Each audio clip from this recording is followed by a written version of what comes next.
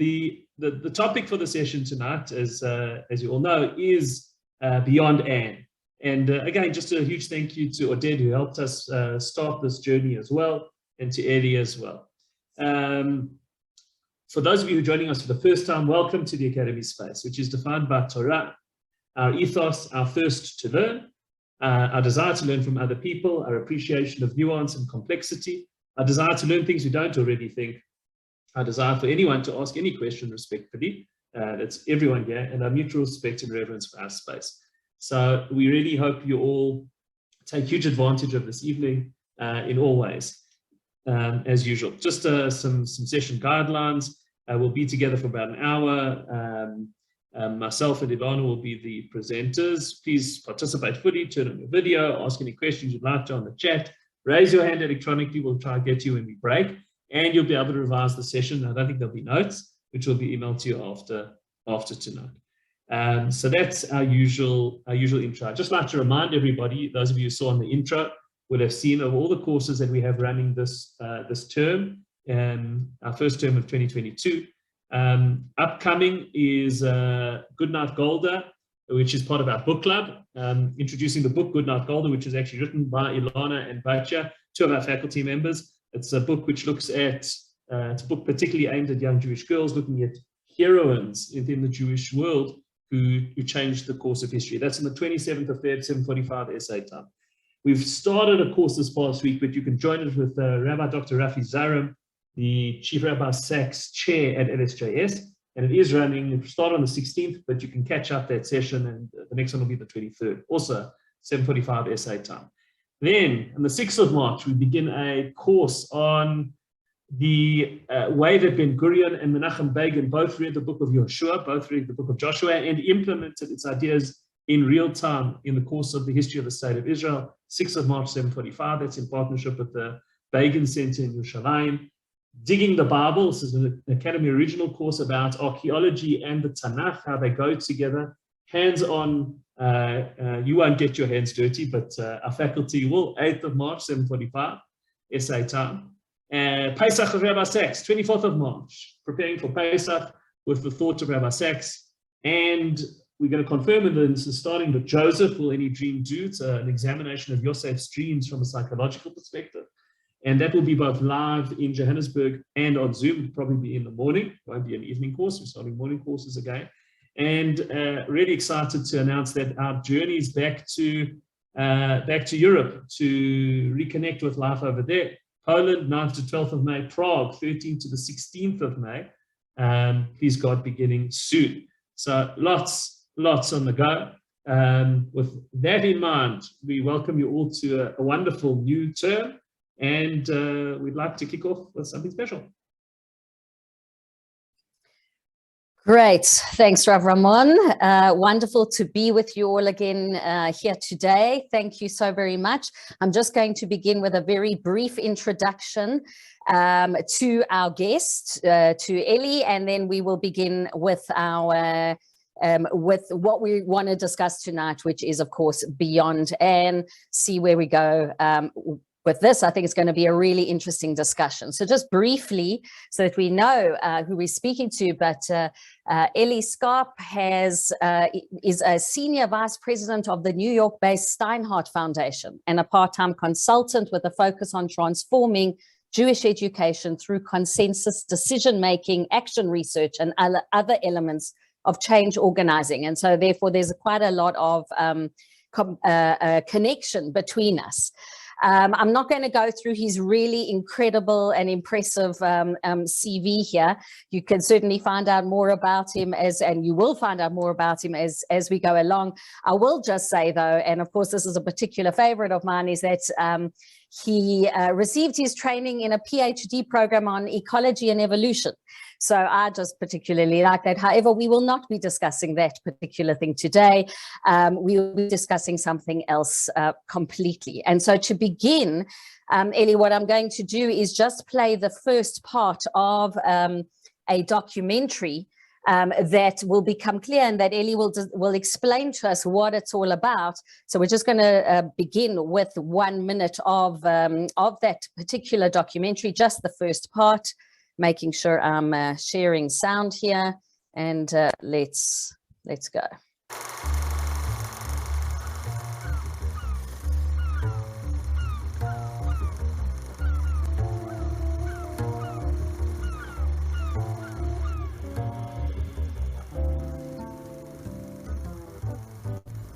Kijk nou, daar zit mijn vader. Daar, met dat brilletje en die servet om. Dat is nog in Rotterdam. Wallenburgerweg, onze huiskamer. 80 werd hij. Zijn verjaardag. Zo onvoorstelbaar eigenlijk dat we toen nog zo uitbundig gevierd hebben. 1942. Januari. Oorlog. Moet je voorstellen, Rotterdam lag in puin. En ons leven eigenlijk ook.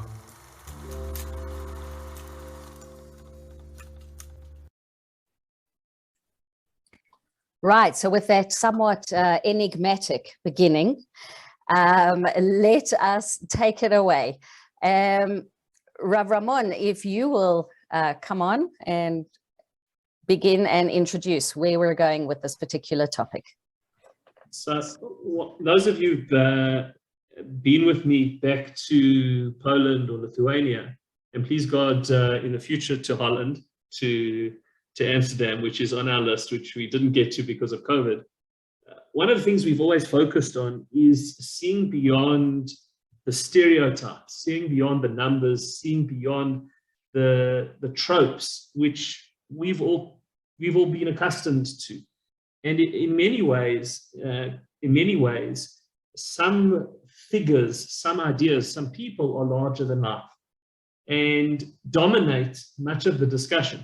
One of the things that I always speak about when I go with people to camps is to ask them, you know, how many people possibly perished at a particular camp. And it's always interesting to see the types of numbers that come out, which are usually incredibly large, in the millions or close to the millions, because that is what has dominated our understanding of the Holocaust. Similarly, what's also dominated our understanding of that period is particular images. One just thinks of that young boy, Anshel, with his hands raised in the Warsaw Ghetto, particular images, and there are also particular characters. And of course, probably the most dominant single character out of all Jewish victims of the Holocaust is Anne Frank. And what is important about such characters is that they crystallize certain things. But what is dangerous about them as well is that they also obscure, and they also turn a very complex and personal experience into almost a cut and paste understanding for most of us. And one of the things that we try to do on our tours is to go beyond that. And we're tremendously blessed to have someone whose family does go beyond that, because they were there before not just before the war, but also before Anne and her family came. And when I went to Amsterdam, it's now 2.5 years ago, in preparation for a tour, I met one of the survivors there, and they said to me something that resonated very deeply. And they said to me, you know, in order to understand the experience of Dutch Jewry, you have to go beyond Anne, because there are so many individual stories that never got told, and we need to go deeper. And we're so really blessed to have with us Eddie today, who's going to lead us on that journey a lot deeper. Eddie, if you could maybe unmute yourself and maybe speak a little bit about this breaking through the Anne Frank stereotype to understand the real people behind. So let me give a little bit of background before we get to Anne Frank of who I am. I'm a child of two parents who survived the Shoah. Neither of them was in a concentration camp. But both were there in hiding for part of the Shoah. But the Shoah was all around me growing up, the aftermath. As my grandparents were killed in Auschwitz, my first cousins were killed in Auschwitz, an uncle of mine died in Mauthausen, and most of the Jewish community that remained after the Shoah had either been in the camps or had very close relatives who had died. So while I always have been interested, I'm a researcher in Jewish identity, I actually personally avoided the Shoah as much as possible because it just was too traumatic. Like you were living your life surrounded, like unlike, for example, I've been living in the United States for many years, but in the United States, people that moved after the Shoah to the US were not surrounded by all the things that would remind you every day about what happened. But I grew up in a town where my mother lived before the Shoah and where her parents were taken away and the streets were there, and they remembered all the businesses that were terrible during the Shoah. So they would tell you, don't go into this shop because they were wrong. In a way, it was overwhelming. And like my father used to say every year when they had the Yom HaShoah, he said, this is very important for the non-Jews. This is not for us. We have a Yom HaShoah every day. So only after my mother passed away in 2011, she had made Aliyah with my father, and we went through her stuff and we found this box, this beautiful box that had all these letters in it. And we had no idea what this was all about. And I opened it up and there was a whole correspondence between her and her parents while they were in Westerbork, which was the transit camp before they went to the concentration camps. And there was correspondence from people she had hidden. And I found out later that according to one document at Yad Vashem, she hid over 100 Jews. And there were notes that she took in terms of her illegal activities. And then again, for like many years, till COVID came, I didn't have the emotional strength to really go through this. And only during the last 2 years, I've really been delving more into the story of my mother. And a few years before, I started to delve more into the story of my father. So the reason I'm bringing this up is because Anne Frank became this worldwide image, probably with Elie Wiesel, of the people who are the best known in terms of what they wrote about the Shoah. But within the Dutch Jewish community, Anne Frank was not necessarily the focus of attention because everybody had their own Anne Franks. And also, she wasn't the typical Dutch Jewish girl. She had moved pretty recently in the 1930s. They moved from Germany as refugees. They were upper middle class, upper middle class family. They were pretty assimilated. After the Shoah, Otto Frank, who was the father, the only one who survived, became part of the new Reformed Jewish community in Amsterdam. There was no Reformed Jewry basically in Holland till after the Shoah. So she wasn't necessarily a typical Dutch Jewish girl. And most of Amsterdam, actually, the Jews over there were extremely poor, suffering tremendously from the Depression, because most of them were employed directly or indirectly in the diamond industry. So they actually were poorer than the Dutch poor. And as a result, it made it far harder for them to go into hiding. So not so much in terms of the numbers, but it's well known, I think, that between 75% and 80% of Dutch Jews were killed during the Shoah. There were about 140,000 to 150,000 Jews, about half of them in Amsterdam. And about 25%, some people escaped immediately just before the war or in the first days of the war. But it was very hard because Holland, when you look geographically, the Netherlands is surrounded by one-time Germany, on the other side, ocean that goes to England, but very hard to cross.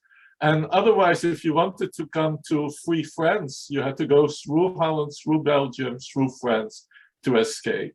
So the people who escaped and went into hiding were generally people who had connections with non-Jews and often who had some means. And the people, otherwise, the people who were intermarried were more likely to survive because the Nazis didn't necessarily deport them. Some were killed too, some were not. That's a whole separate part of the story. So the story of hiding is an important story, and it's this story of Anne Frank. But again, it's my own personal story is not that typical, and Frank's story is not that typical. Of the people that went into hiding, which was probably about 25,000 Jews, about a quarter of them were in the end betrayed or found out by the Nazis and murdered. And most of the people that went into hiding constantly had to change addresses because it was, an address became unsafe. If you did it for pay, the money might run out.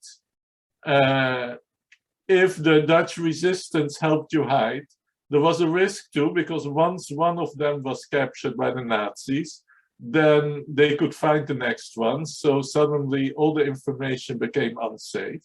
So you quickly had to find another address, which wasn't always possible. So in a way, till she was betrayed, and Frank was in a way fortunate that she had one place that she was able to stay. She also was fortunate that she was with her family. Most children were hidden separate from their parents because it's one thing to find a place where adults could hide, but to have a whole family hide increased the risk tremendously. So I just want to say a few things about this book that came out, and I don't think we should dwell on it. First, something about, yeah? Sorry, Eli. Yeah, let's maybe just give a bit of a background onto that for those who maybe haven't been seeing the news or whatever over the last little while. Is that the book that we're referring to, and please correct me if I'm wrong, but a book that there you go, came out, thanks, Rav Ramon, The Betrayal of Anne Frank, which was this investigation undertaken by various researchers, and if I'm not mistaken, also supported by the Dutch government. Is that correct? Yeah, I'll get to that. That's okay, fine. Part of the story. So the book accuses one of the more prominent Jews in Amsterdam who worked for the Jewish Council, the Judenraad, the Joodse Raad in Amsterdam, that he was the one supposedly that betrayed the Frank residents, the hiding place, and as a result she was captured and in the end died in Bergen-Belsen.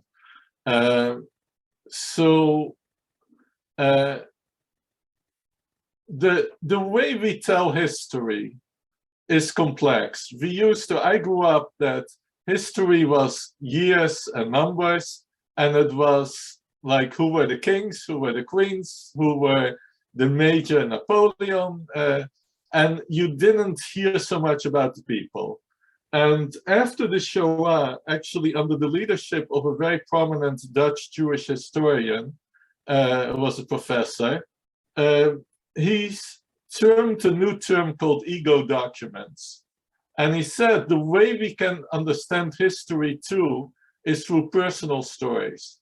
And the Shoah is unusual how many personal stories we have, including of people who actually were killed, but who kept diaries. There are diaries smuggled out of Westerbork.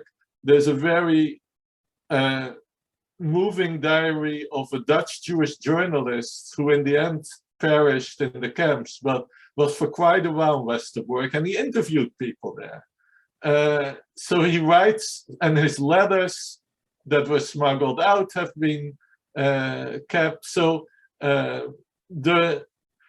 what the point of Presser, who was the Dutch Jewish historian, was that you can understand history sometimes quite well through reading the individual stories, even though each story is only a separate story and only gives you one small part of the full picture. And there's so much documentation that even the Nazis kept that there's still new information being discovered all the time. On the other hand, Anne Frank, like many of the other stories, were stories, often the stories that get promoted were stories of very secular Jews, sometimes quite assimilated, because that is what the world felt they could relate to. And stories of people who were religious Jews were often not focused on. Similarly, a lot of the stories in Holland, and there were quite a number, Holland has more people recognized by Yad Vashem as people who have saved Jews and got a special award for that than any other country in Europe. On the other hand, the stories are often about the non-Jews. The stories are not often about the Jews that resisted. And even there, it's problematic because if you look at Zionist history, the way they saw Israel is the solution to all these feeble Jews that couldn't defend themselves. So, but that's not really the full story. So in Israel, where the Kibbutz Lochamei Getaot was set up, the Ghetto Fighters Museum, in a way to say that Yad Vashem was focusing only on one part of the story, that resistance by Jews was an important part of the story. So that is to give some background. So now comes along, and there are constantly new books being written. Some of them actually have turned out to be frauds. There was a Swiss author who wrote as if he was a child of survivors, and there was a whole scandal when it came out that he wasn't Jewish, that he wasn't a child of survivors. And while the book was very moving, it helped Holocaust deniers then to say, you see, it didn't really happen. So similarly here, what you have now is that a Jew is being accused of being responsible for the death of Anne Frank. So it plays into the hands of people that really are looking to use the Holocaust to sometimes even promote anti-Semitism. So I'm not an expert at this, but I started to read the Dutch Jewish newspaper a bit, which gives more background on what has happened. So one of the stories that came out recently about this new book was that they got €100,000 from the Amsterdam municipality. And the Amsterdam municipality is now demanding its money back, or at least investigating that, because in order to get this money, they listed all these prominent researchers of the Shoah in Holland that were part of this project, and all of them have now denied that they were any time part of this project, and that the names were abused by getting this money. Similarly, the two main researchers, one of them has now been accused, and actually there's a legal history that he gave some help to somebody and then tried to bill them for a huge amount of money, and it went to court, and the court basically exposed this researcher as a fraud. The other researcher was recently interviewed on television and claimed that he had won this prestigious historical prize, and the researchers, the journalists went to look who has won this prize over the last 25 years that has been in existence, and his name is nowhere on this. So these, and the Dutch publisher now has withdrawn the marketing of the book and will not publish a second edition anymore. The family of the men accused is considering litigation for defamation of character. So that's all I can say about this book, and I don't think it's worthwhile to spend any more time on it. Absolutely, but I think that gives us a nice sort of context as to the sort of the beyond and sort of story. I think also, Eli, one of the things that we spoke about when we were preparing is just the way that, to a large extent, that sometimes, and you already mentioned it, there's a desire on the part of either authors or people to hook onto the Holocaust as a way to channel a variety of things, but often not as a way to investigate Jewish identity in the here and the now. Mm-hmm. And sometimes, as you said, it's an attempt to draw a line between a viable Jewish continuity and a past, and basically saying, look, we can't do that. That was for the then. We have to move on to something completely different now. And to a certain extent, just almost to designate observant Judaism to the past, and then to build something completely new. And I think besides that, I think you mentioned also there's a significant question of anti-Semitism, bizarrely. And we see now the Holocaust being invoked by anti-Semites in a variety of places. I think all of that is bubbling through this space, and hopefully you'll speak to that as we go through it. Mm-hmm. Thank you.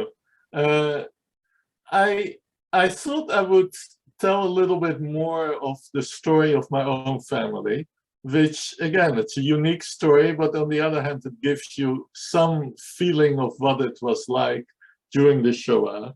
So I'll deal separately with my father. You saw a glimpse about first shots of a documentary that were made about his life before and during the Shoah, and by a Dutch filmmaker. And the story was that he was part of the Zionist movement before the Shoah. They were Mizrahi family. And my grandfather, who was a Jewish educator, already became a Zionist in the 1880s, 1890s. And that was quite unusual. Mostly Zionism was far stronger in Eastern Europe, but certainly in the Dutch Orthodox Jewish community, most of the Rabbanim were anti-Zionist or non-Zionist. And the few rabbis that were Zionist have written actually booklets, pamphlets promoting Zionism, which were attacked vehemently by the established Orthodox Jewish community. There was a certain rebelliousness pre-Shoah of being an Orthodox Zionist. Like they had the separate minyanim, the separate services, which were in a way a precursor of the more joyous, more participatory services that we now know from Israel and also gradually from around the world as Orthodox Jewish communities. But if you think of like Amsterdam or Rotterdam before the war, it was a very state affair. On Simchat Torah, you were not allowed to dance. And people would remark that as a rebellion, the Chazan in Rotterdam, who is Odate's great-grandfather, who is on, he would lift his legs a little bit higher than normal when he made the hakafot. And that was the way he indicated his rebellion, that we should be more joyous on the time of Simchat Torah. But there was no dancing around. On Purim, which is coming up, they would not make any noise during the name of Haman. That was, you would be removed from the shul if you did that, because decorum was of utmost importance. So the Dutch Orthodox Zionist movement was a rebellion against that, and was taking from Eastern European Jewry and the beginning of Jewry in Israel that was Dati Leumi. They would take a totally different approach. So Shoah breaks out, and my father loses his job for a Jewish company immediately, even though he had worked there for quite a while. And he gets taken in by a Jewish family member that had a large business in metals. And the Nazis had an interest in this business surviving. So as a result, they weren't quick to deport the Jews that worked for this company. One of the games the Nazis played always is that you had these declarations that said bis auf weiteres, till later on. So they wouldn't tell a Jew you were not going to be deported, they would say, for right now, with all the Jews that are being caught, you're going to be safe. And so my father, for like 3 years, was safe, which was very unusual, till 1943, summer 1943, by which time most Jews were deported. And at that point, it became clear that it was too dangerous, and he went into hiding. And he had, from before the war, somebody who had done business with, who in 1940 offered to hide him if it ever was necessary. My grandmother passed away, heart attack, anxiety over everything that was happening. And during the Shiva, my father contacted this business associate, and he said, please come to Rotterdam. So the guy shows up the next day, recently married, they have a baby. He said, you know, you offered to hide me. Do you still want to do this? It's now clear how dangerous it is. You have started a family with a child. Do you really want to do this? He said, of course. So the guy was a religious Christian, probably descended from Huguenots, understood religious persecution, and without wanting to have any pay for it, he did it. So then my father said, you know, I have an elderly father too, and a brother, older brother. It's not so simple. I can't go into hiding without them. He said, well, there's room for one, there's room for three. And they took them in until they were liberated. Second day Rosh Hashanah 44, they were there. So the reason I bring up this story is that the most inspiring thing to me is my grandfather. Grandfather's 81 years old. First thing he does in hiding is put together a Jewish calendar, because everybody will remember when it's Shabbat. But how do you remember when it is the Chagim? And Rosh Hashanah and Yom Kippur were going to come up. So he put together the Jewish calendar. The second thing he did, and he went into hiding without any Jewish books, because it was very dangerous to travel to the south of Holland. Jews were not allowed to travel at all. So he gets there, and from memory, he had a photographic memory, he puts together a new dictionary of Ivrit to Dutch. Why a new dictionary? He had felt for years already that because there were so many new words in the Hebrew language, we needed a new dictionary that didn't only have classical Ivrit, but also had modern Ivrit. And he put together, and it's in the National Library of Israel, he put together a manuscript, was never published, of over 15,000 Hebrew words with the Dutch translation. So there's a different type of resistance. So you see here, I self-published the book. This is the front page of the book. And in a way, it's an unbelievable story of resistance. I'll switch to my mother's story. My mother, and we knew about this story, by the way, because my father did talk more freely about what had happened. Partially because it was a more uplifting stories than most stories of people who suffered during the Shoah. My mother never wanted to talk about anything. And only when I started, and even though there were photo albums that were from before the Shoah, we never looked at them. And she kept photo albums of the family and of many trips to Israel from after the Shoah, and they were numbered 1 through whatever it was. And number 1 was 1945. In other words, the message was there was no life before 1945. So she and her parents came to Holland after the First World War. They already had family in The Hague. And they wanted to come earlier, and they were refugees from Bialystok area, so Poland, Russia. And they couldn't get into Holland first because of the First World War, and then because the Dutch didn't want all these Eastern European Jewish refugees. They bought Turkish nationality, and they enter Holland as a result. And she goes to the best high school in The Hague, the classical gymnasium, and she gets accepted to study law in Leiden. And you have to realize that at that point, most of the people studying in Leiden, which is the most prestigious university at that point in Holland, it's the Oxford of Holland, are men. There's far fewer women. And of course, there's far fewer Jews than non-Jews.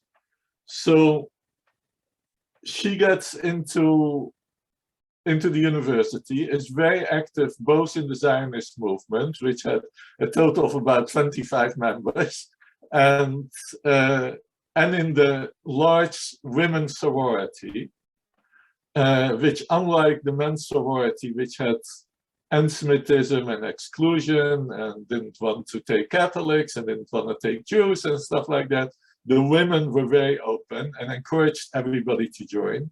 And she made very close friendships. War breaks out. She just finished her law degree, and her professor is Professor Meyers, who was the most prominent lawyer probably in Holland at that time. After the war, he survived and rewrote the Dutch Constitution. And Professor Meyers is Jewish, and nearly immediately the Nazis force all universities to fire all Jewish faculty members. The students go on strike to protest this, and the university management decides to close Leiden University. And the university never reopened till after the war. All other Dutch universities stayed open, Leiden was closed. So between my mother's professors and her study friends, she immediately starts to figure out ways to resist the Nazis. And she fights them on the fact that they try to confiscate her parents' movie theater, which she actually wins the fight because she said Turkish Jews should not be persecuted. They are part of the Axis, they are with Germany, and she wins that. So all other Jews, many Jews were working and owning movie theaters or operating movie theaters. Everything in 1941 gets confiscated. My grandfather's movie theater stays in his possession till 1943, till he gets deported finally. So she gradually starts hiding more and more people, and including family members. She is engaged to my father at this point. And in the end, in October 43, the Nazis decided that it's time to round up the Jews that are still remaining. And even though my grandparents never had to wear a Jewish star because they were Turkish, all Turkish Jews get deported to the Westerbork. And there's a 6 months investigation between the German and Turkish government, with all correspondence between Eichmann and the Turkish ambassador and the head of the Jewish persecution in Holland, whether these people are really Turkish.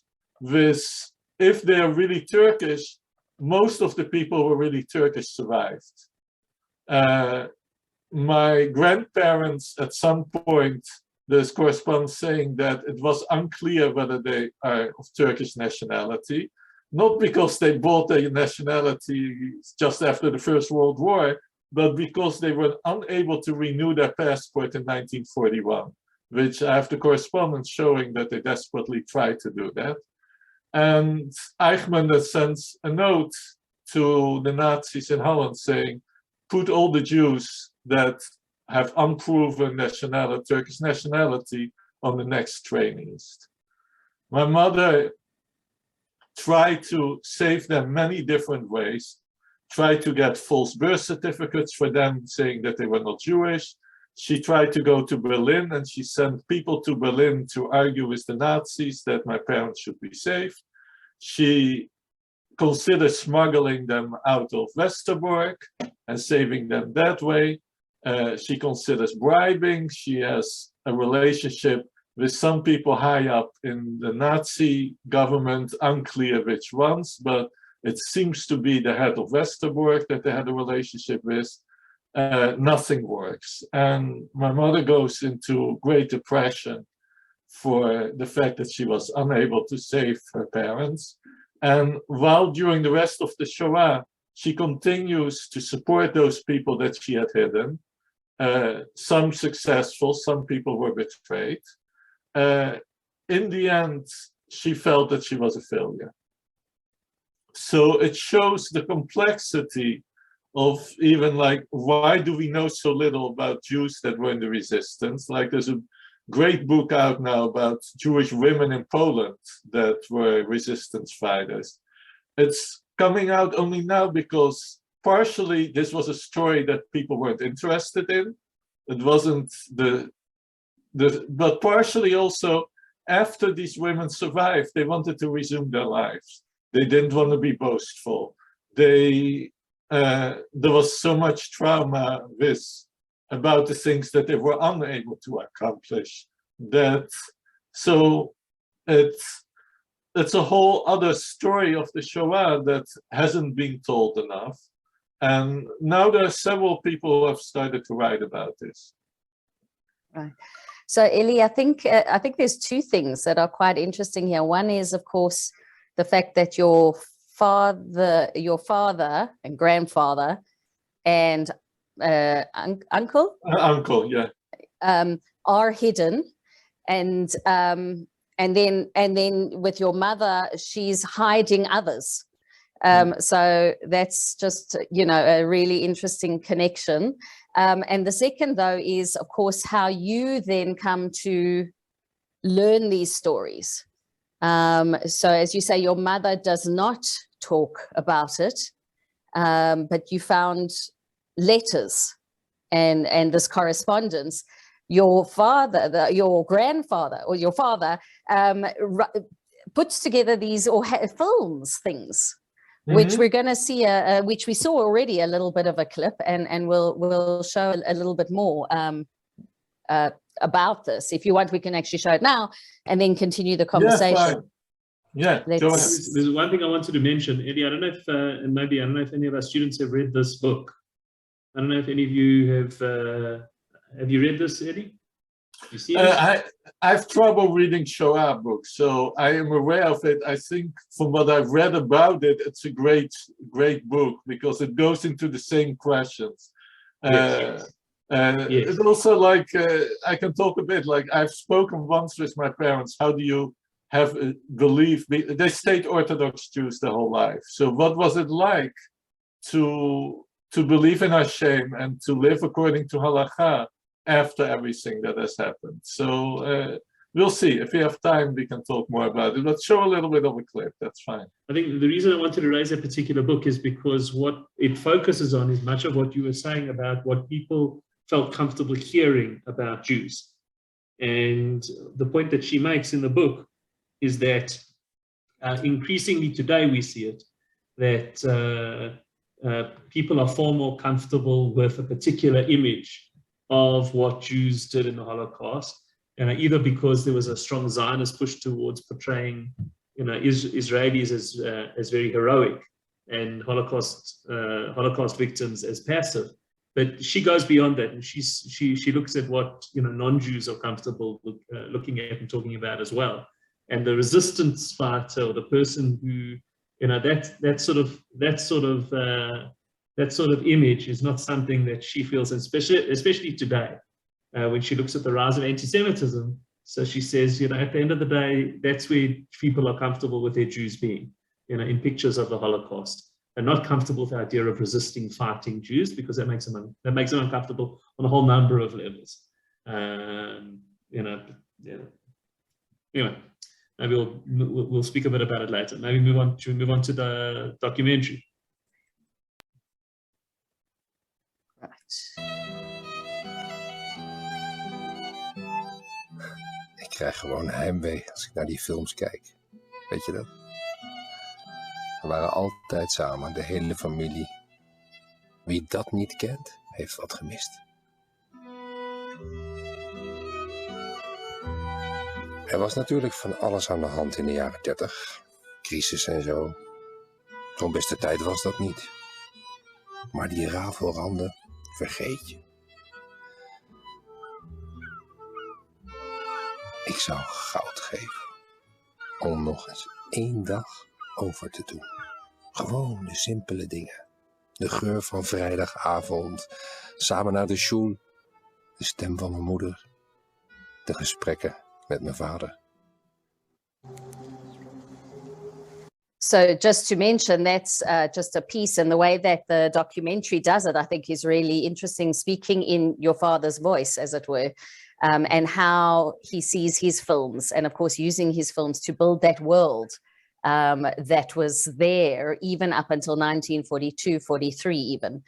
And then this next clip really is about the discussion of the agterhuis, if I'm saying it correctly in the Dutch translation. I'm not sure if it's Dutch or Afrikaans. So she on purpose called it the achterhuis because, like Anne Frank, they're living in the hidden parts of the house. Right, right. So let's just take a look at that. Beneden was de meubelwinkel. Op de eerste verdieping woonden Gelijn en Marie.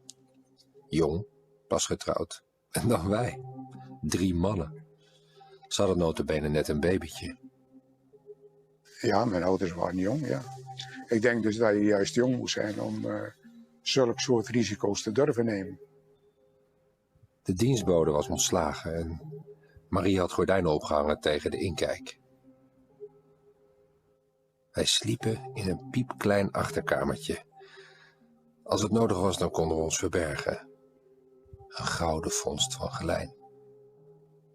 Het was natuurlijk altijd heel spannend, want er tegenover woonde een NSB'er. En naast de winkel, naast de winkelwoning, was een timmerbedrijf. Waarvan mijn vader zei van, ik denk dat dat ook niet helemaal kosher is.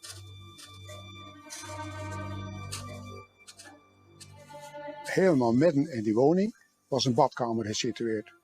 En voor de ingang had mijn vader dus een kleerkast gemaakt met een demontabele achterwand, waar dus allemaal schoenendozen en die soort dingen tegen gestapeld werden. Als er dus iets gebeurt, dat je dus een schuilplaats kon maken. En er was hier, begreep ik, een kast voor... Nee. Nee, die kast... Die was... Nee, die was daar niet. De onderdijkslaapkamer die was hier. En ik denk dat die tot hier liep ongeveer. En dan was er hier, inpandig een badkamer. De valse achterwand van de kleerkast was bij gevaar onze vluchtroute. Dus dan moet je je voorstellen dat je daar 1,5 jaar zit in dat hokje. Aha. En dat je daar eigenlijk geen kant op kunt. En zo voelde dat ook. Vrij, maar gevangen. Dat was vrij hoog. Dus... Right, quite a picture, I think, of that agterhuis and how it agterhuis and how it worked, and how, I mean, he has this memory of how it's got put together. I mean, the place is completely different, obviously, now. Mm-hmm.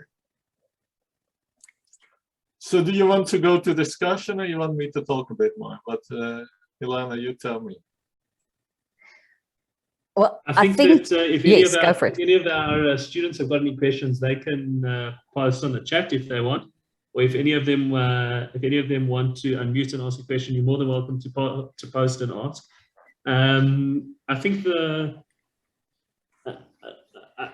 one of the questions that I definitely had for you was, you know, as you mentioned, you in many ways your family went back to the very places where they'd been. And we've already spoken about the issues of these betrayals, and now this attempt to sort of pin it on the Jews, but the vast majority of people were betrayed by their neighbors. And yet, you know, your parents go back into that place. Did they ever talk about it? I mean, how did you ever feel that essentially this was, I mean, I know, for example, in Poland, there were Polish Jews who wanted to go back and try. And in some places there were pogroms, particularly Kelcha, after the war. So, I mean, it was a very, very strange thing to go back into that type of reality. But you have to remember, people had their businesses there. My father looked into making Aliyah around 1950. Many of the Jews that were committed Jews in the end left for Israel or left for the US, Canada, or England. But the most comfortable thing was still to go back to your old places, also in the hope of financially recovering. The Dutch government was horrible. They made it very difficult to recover. And then they forced people to pay the back taxes on the property taxes while they were in the concentration camps. Like they were interested in, like, Holland was practically economically and physically destroyed as part of the Shoah, as part of the war. And it took them really 10 years with the Marshall Plan to start to really recover. There was tremendous shortages of food, clothing, everything. So they weren't interested in taking care of these few Jews that survived, and they tried to ignore it, which was somewhat scandalous, of course. The other big thing that was going on is what to do with the orphans who had survived the war, whose parents were killed in the Shoah. And there were big fights whether the Jewish community could take them in. There were many Jewish families that where the parents had survived and the children not, and they wanted to adopt these children. And Rav Herzog actually came several times to Holland to argue with the Dutch government to try to take them in. And my cousin O'Day Palace, who is who's participating here, my aunt and uncle, who are directly related to him, they lost their two children, my two cousins, and they adopted two children who are now living in Israel. But they had to fight up to the Dutch Supreme Court to get possession of these children. So life was very complex. On the other hand, the Jewish youth movements, especially Bnei Akiva Habonim and the Dutch Jewish Scouts, were very important for uplifting the Dutch Jewish community immediately after the Shoah, because they recognized that parents were broken and not that able to be with the children. And they immediately, like before the Shoah, very few Dutch Jews were Zionists.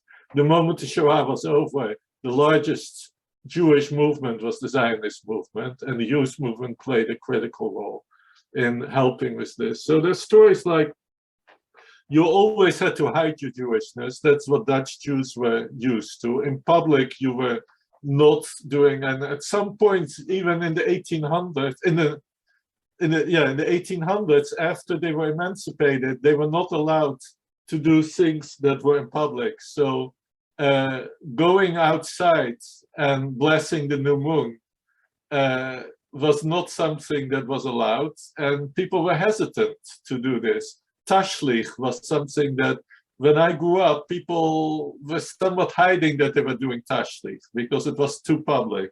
So here comes the Zionist youth movement, and when they went off to summer camp, the kids would meet each other at the train stations, and they would dance. They would dance the Hora. This was totally countercultural and uplifting for young Jews. So it's a mixed story. It's complex.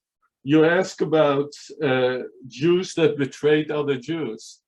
It's one of the most complex stories. Like, I didn't go into that about the Anne Frank, but the Joodse Raad, a lot has been written about it. They had a different Jewish council in each place in Holland where Jews lived. And many of the people who worked for them, who of course were all Jewish, did it because they wanted to help other Jews. It wasn't that clear to them that people were going to die. It wasn't that they were getting money. They were getting a delay for themselves of being deported. But in the end, unless they went into hiding, they were all deported. And many of the staff at the Jewish Council in the end died in this concentration camps. So to sit in judgment on these people, like the two most prominent Dutch Jews that were approached in Amsterdam to be the head of the council, one of them refused, And the other one said yes. So who are we to say that it's easy in retrospect to have a lot of admiration for the one who refused. He in the end passed away from illness pretty soon afterwards, so we don't know what would have happened to him. So it's complex. They come to Westerbork. All Dutch Jews, more or less, all went through Westerbork if they were taken to the camps. And so about 100,000 Jews passed through Westerbork. Westerbork was run by German Jews. They had arrived in 1939, before the war, and the Dutch government was afraid of all these Jewish German refugees, that they would all try to become Dutch citizens. They didn't want them. They wanted them to maintain their own Jewish German identity. And they put them in Westerbork in the middle of nowhere. They organized the farm factories, they had a hospital, everything. So when the Nazis came in, they took over Westerbork and put the German Jews in charge of it. And some of them actually, when the Canadians liberated Westerbork towards the end of the war, they were still there. Now, they were in charge of also putting together the list of who each week was going on the trains to Auschwitz and Sobibor. And few to Bergen-Belsen, the more privileged went to Bergen-Belsen. So, what can you say about that?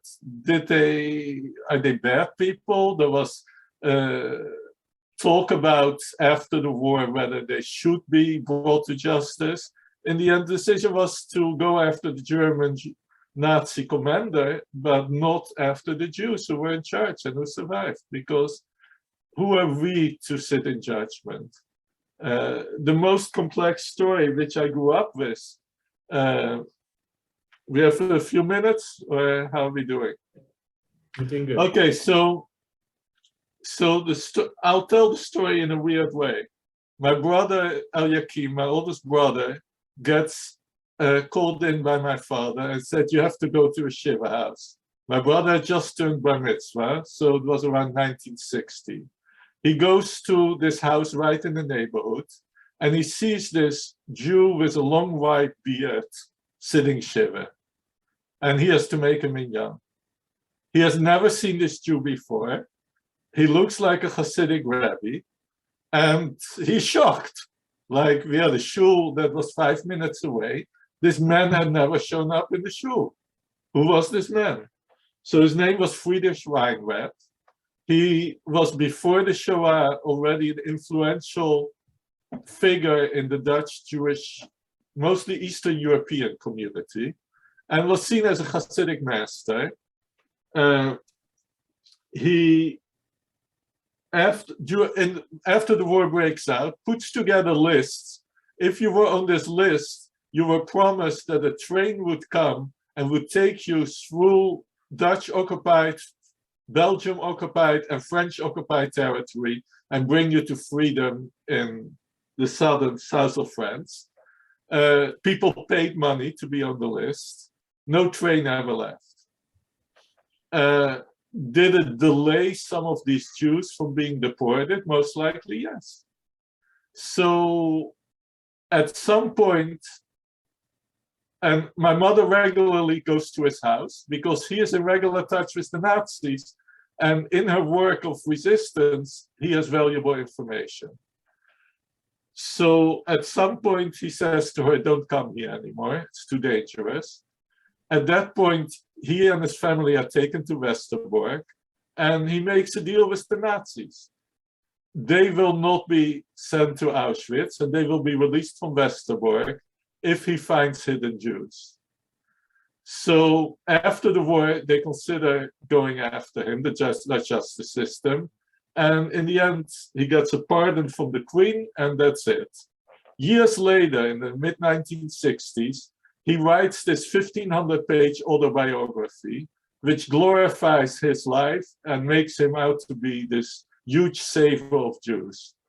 The Jews in Scheveningen never wanted to have, where I grew up, never wanted him in the shul. They said, if he ever walks in, we will physically harm him, and we may even kill him, because he had betrayed them. So there's a whole investigation by the government. They finally conclude that he was responsible for the deaths of at least 70 Jews. They come to the house, I remember that, and they want to interview my mother because she is in his autobiography. She refuses to testify.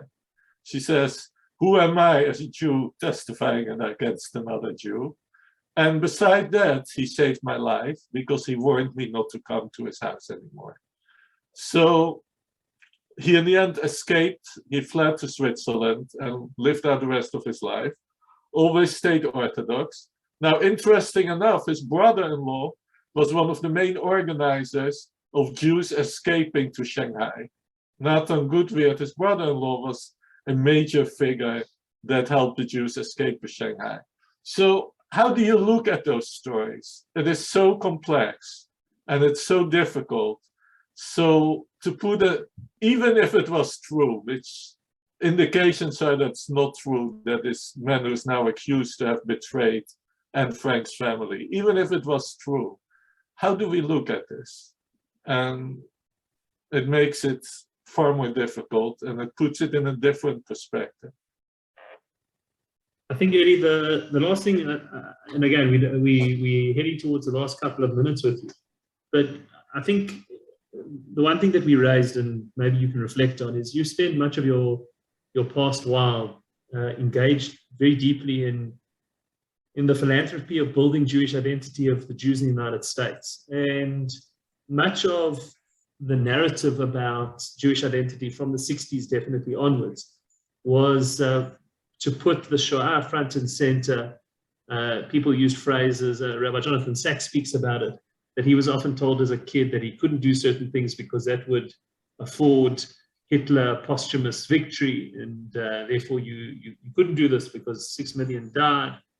And a variety of other guilt mechanisms were employed in attempting to utilize the Holocaust as at least a backdrop for building Jewish identity. And I know it's something that that you spoke to us about, but also in your work you've been dealing with this core question. And I think one of the questions that we're going to have going forward, and I dread the day, because soon we will have no more survivors, and we will have no people from whom we can directly gain direct knowledge of the war, and also their particular personalities. Some of the survivors I've met are some of the most impressive human beings I've ever met in my life.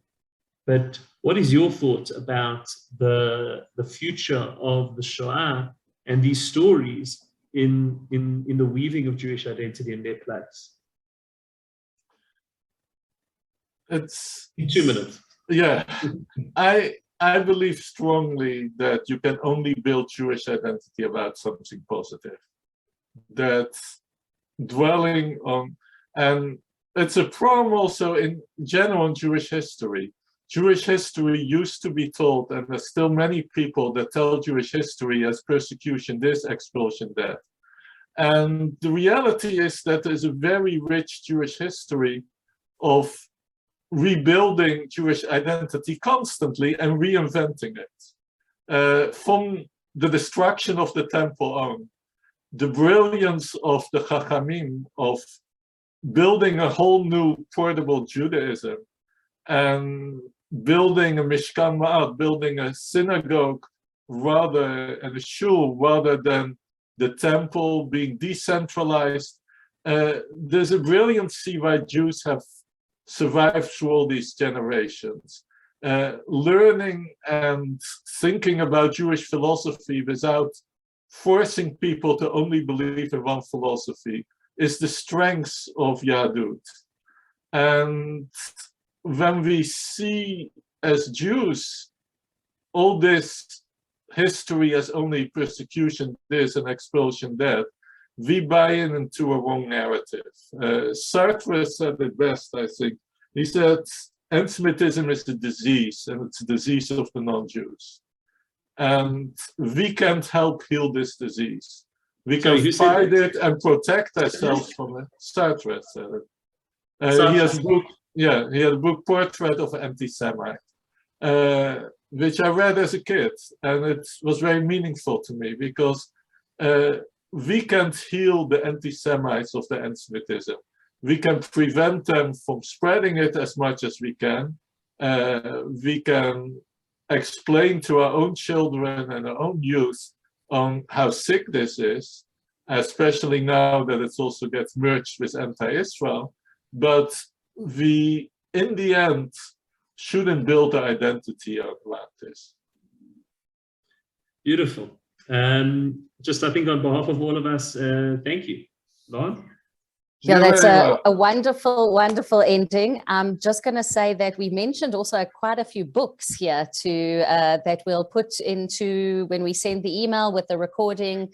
We'll put them in there. So if anyone would like to reference them themselves, I think considering that we began with Anne Frank, which was a book itself, which changed a lot of what some people saw, and that is I don't know if you can see this. It's The Light of Days by Judy Battalion, which is the untold story of women resistance fighters in Hitler's ghettos.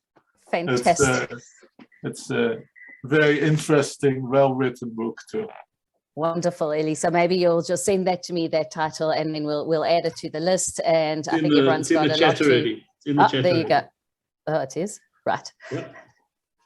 Okay. Very well. So yeah, from me, we could continue all night. I think we've got so much to talk about, but we will wrap it up there, having begun with the idea of Anne Frank, but really broadening it. And that was really the aim here, was to go beyond it, to speak of other stories, to speak, as you said, the nuances of the different stories, which are a lot more than just really more than the sum of their parts, I guess. So we want to thank you, Eli, for taking our time in your day and for giving us of your personal story, which is not always easy to talk about and to tell, and your wisdom, which I think is so important today.